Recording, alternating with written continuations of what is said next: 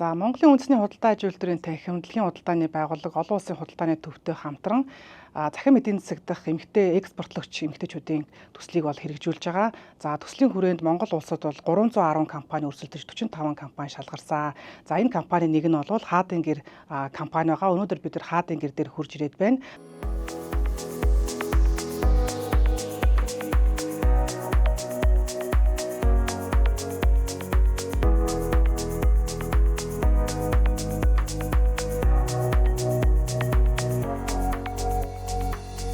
За Хаадын гэр компани бол бустер шугам буюу $30,000 боцолтгүй тусламж аавна. Тэгэхээр болроо захирал та эхлээд өөрөө компанийнхаа тухай танилцуулаад мөн энэ боцолтгүй тусламж эх 7 хоногоос орж эхэлнэ.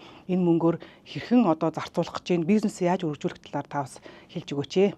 За манай хувьд дэлхийн худалдааны байгууллагаас эмэгтэй бизнес эрхлэгчдийг дэмжсэн хөтөлбөрт амжилттай оролцож за $30,000 эзэн болсон. Эндээ маш их баяртай байна. За энэ ажиллагааг маань Монголын худалдаа аж үйлдвэрийн танхим хэрэгжүүлж байгаа танхимын хамт олонд юуны өмнө талархал дэвшүүлж байна. За манай компани 2014 онд байгуулагдсан. Энэ жил 12 дахь жилдээ үйл ажиллагаагаа тасралтгүй явуулж байна. За бидний хувьд соёлын өвдөр суурилсан судалгаатай, агуулгатай инновацлог бүтээгдэхүүнийг 100% гар аргаар уралдаг.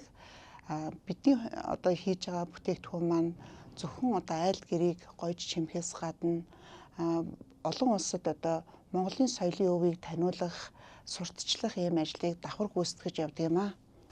Бид энэ виз сангийн хоёр хувааж олгож байгаа санхүүжилтээр бол бас нэлээд юмыг төлөвлөж байгаа. Энэ бол бас бага мөнгө биш. Биднэрт бол ихээхэн дэмжлэг болж авахаар ийм мөнгө өгж байна. Тэгээд ер нь хөтөлбөр хэрэгжихтэй бол зүгээр шууд за танах ийм компани танад мөнгө өгье гэдэг биш. Өнгөрсөн оны 9 сараас 12 сард хүртэл бол бидний одоогийн байж байгаа бизнес төр шинжилгээ онцлогоо хийгээд энэ дээр бол танахт сайжруулах шаардлагатай юм байна.